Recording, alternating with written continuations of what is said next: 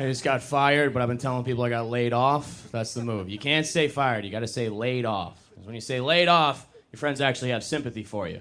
They're like, oh, don't worry about it. You land on your feet. When you say you got fired, all they have for you is questions. Like, what happened? What'd you do? And I'd answer those questions if I had a cool answer. If I could say something like, oh, dude, they caught me vaping in the handicap stall. They caught me jerking off in the handicap stall.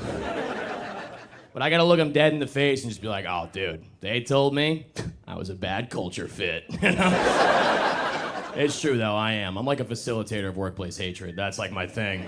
I'm like the last guy you want to see in a break room, truly. If you're having a bad day, I'm just gonna pile on, really. Open the cabinet, oh, we're out of peanut butter pretzels again. I'm in the corner.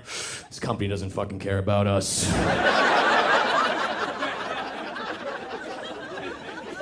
Look, I can't be the only person that actively roots against their company to fail, right? Look, paycheck is nice and all, but wouldn't you just like to see it all burn? It's a startup. Who would miss it, right?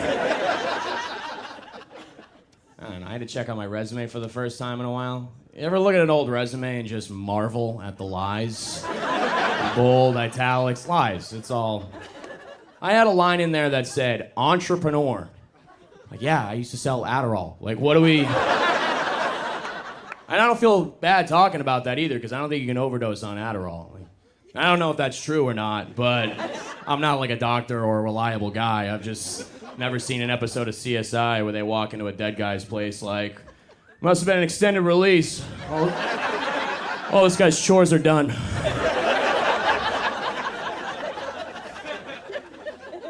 I had to go to a bunch of job interviews, and I thought I'd be cruising through job interviews. You know, I'm a smart guy. I got a lot of charisma. I thought it'd be easy. Most of the job interviews are online, though, so what happens is, you forget about them. You're farting around the computer, you're watching a hockey fight compilation, and a Zoom window pops up. You're like, oh, here we go. All right. And, you could skate on charisma for, like, most of the small talk, but then they start to really hammer you with the tough questions. They'll go, Alec, can you name a time in your life when you faced adversity? You ever been so unprepared it comes off as white privilege? I'm like, adversity!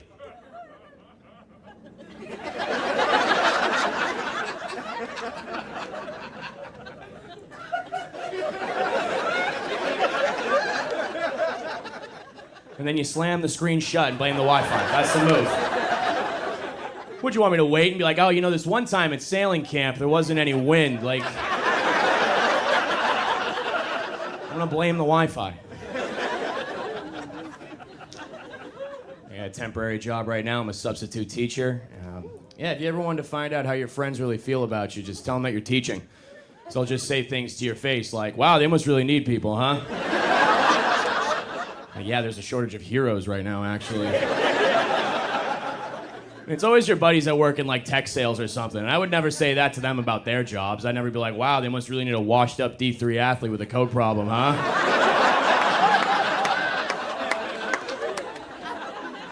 I'm doing my best for these kids, okay? I'm trying. I'm an educator. It is tough. I did a whole lesson on apostrophes the other day. I think it was all wrong. I think the whole thing was wrong. They're asking me, like, how do I know if it's possessive? I'll sound it out. I don't know. Good part about being a sub, though, for the most part, your job is just throwing on a movie and then watching the first half of that movie 6 times in a row during the day. By the time you get to 7th period, you're like, look, kids, we're starting Mulan from the middle, okay? I gotta find out this bitch defeats the Huns. I'm losing my mind. And I don't like that word sub either. I think that's very demeaning to me, okay? In my classroom, I am not a sub. I am the dom, all right? You'll find out everything about your life on the internet almost instantly.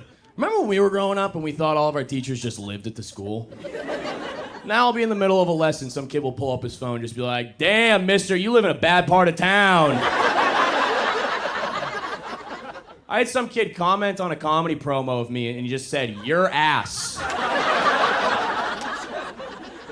was like, Eric, this needs an apostrophe, dude. Come on.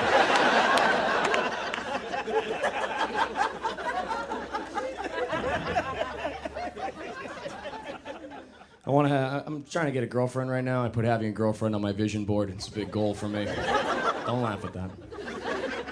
I don't know. Look, everyone's got a girlfriend now. Even like the weird friend in my group, he's got a girlfriend, and she's way out of his league, like suspiciously out of his league. But she says it's because he has big golden retriever energy. You heard that? Big golden retriever energy? I don't know. I think it's kind of cute. It's cute. It's fun. Like, I'm gonna start saying that. Big golden retriever energy. We were all calling it mild autism, so.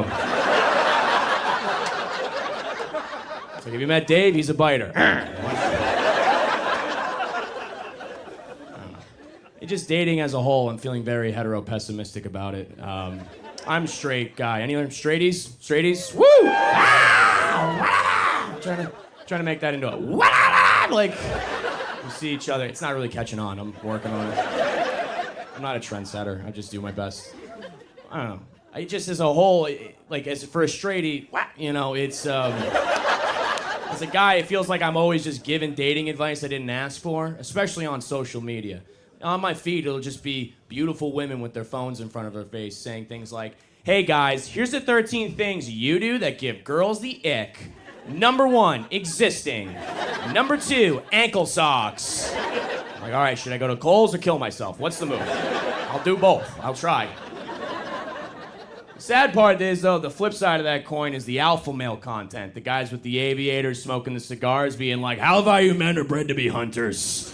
Are you ready to hunt for your prey? It's like, no, dude, I'm gonna make like pizza rolls or something. I hate all that alpha male content, dude. It's very toxic. And especially it sucks when your friends do it. Like I had a buddy, he posted an Instagram that said, when she broke up with you, she made a bet on your future. Make sure she loses that bet. I'm like, are you about to shoot up a casino? What are you talking about? It's sad because I wish my boys could just feel comfortable enough to talk to me. Like, I've been going to therapy for like a month, okay? I'm an emotional intelligence brown belt at this point, all right? I got moves, dude. You want to kill yourself? Have you tried going for a walk, my man? What about breathing, huh? I don't know. I could use those tips, though. I'm not great. I had a girl over my place the other night for a movie night, and I picked out the movie. About halfway through, she starts kissing my neck a little bit. You know, hand starts going around my belt. So I press pause, and I'm like, hey, what's up? You don't like the movie? What's going on?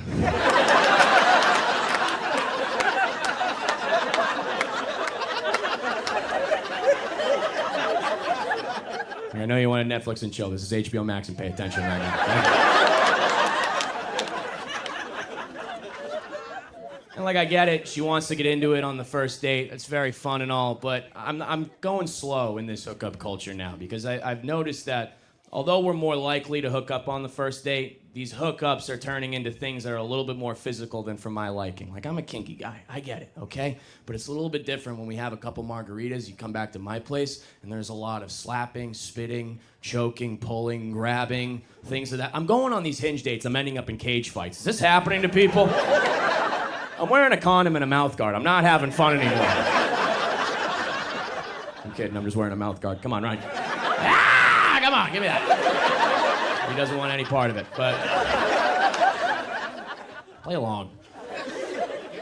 And look, we're all kinky people, right? I like being kinky, that's very fun, but there's a difference between being kinky and being open hand slapped in the face when you don't see it coming, okay? She's riding you cowgirl and just whack! You like that? I'm like, yeah, that was hot. Give me a second, my eyes are coming.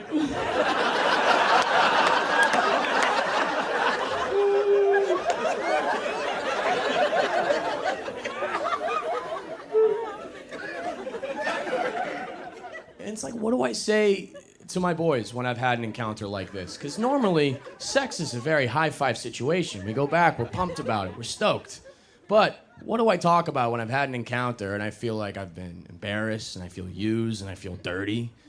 I'm like, yeah, dude, went back with the girl from the bar last night. Uh-huh, yeah. Well, let me tell you, my man, I could use a hug. All right, guys, that's been my time. Thank you very much.